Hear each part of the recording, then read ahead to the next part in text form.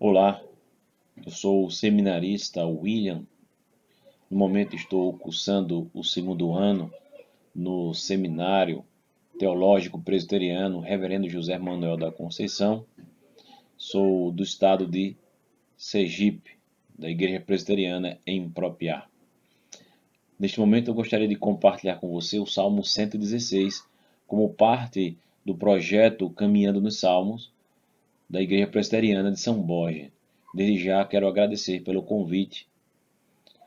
O Salmo 116 é um salmo que está inserido entre aqueles conhecidos como Salmo de Aleluia, geralmente cantado nas festas solenes dos judeus.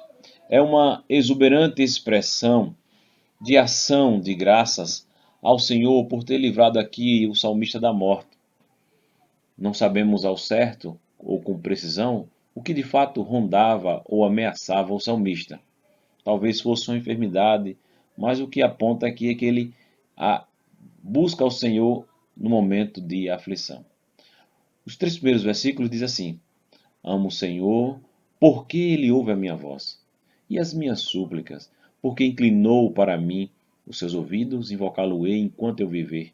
Laços de morte me cercaram, e angústias do inferno se apoderaram de mim. Caí em tribulação e tristeza. Percebe, irmãos, que o salmo ele inicia dizendo amo o Senhor, e o salmista começa a explicar o motivo por que ele ama o Senhor.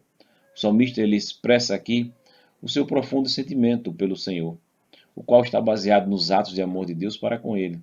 Deus primeiro mostrou amor pelo salmista ao ouvir, e agora, de acordo com a sua oração, o salmista expressa o seu sentimento de, de amor pelo fato de Deus ter ouvido a sua oração.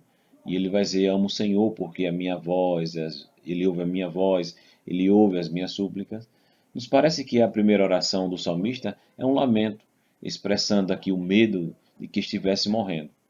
E aí em seguida eles, olha, eu vou invocá-lo em todo o tempo, porque o Senhor havia apresentado com clareza de que o Senhor ouve as orações do seu povo.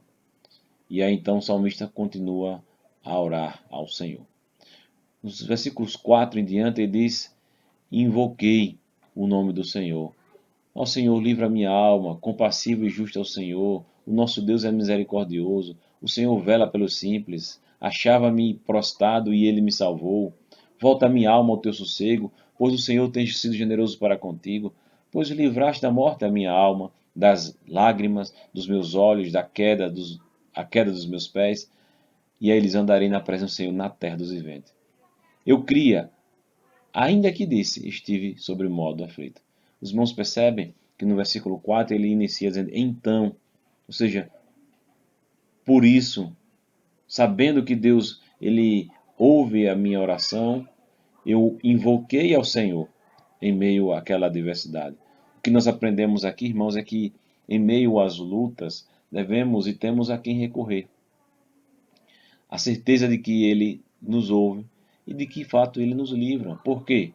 Porque no versículo 5 nós vamos encontrar a revelação da natureza desse Deus. Que Deus é esse? É um Deus compassivo, é um Deus justo, é um Deus misericordioso, que é revelado aqui no pedido do salmista. E Deus não se põe à distância quando o seu povo sofre, quando nós clamamos diante dele. Por isso, o versículo 6, o texto continua dizendo, pelo fato de ter estes atributos, ele vela, ele cuida do simples. Percebe que ainda neste versículo, irmãos, o salmista, em resposta à sua primeira oração, no versículo 4, diz: Ele me salvou, quando ainda prostrado estava. No versículo 8, o salmista chama a nossa atenção para descansarmos e enxergarmos a generosidade de Deus, ou seja, por todos os seus livramentos. E nós devemos andar juntos a Deus. Assim como Deus anda junto de nós, devemos aqui andar juntos de Deus. No versículo 10, ele continua expressando que a fé nos ensina que devemos aqui colocar, em primeiro lugar, as nossas petições, orações diante de Deus.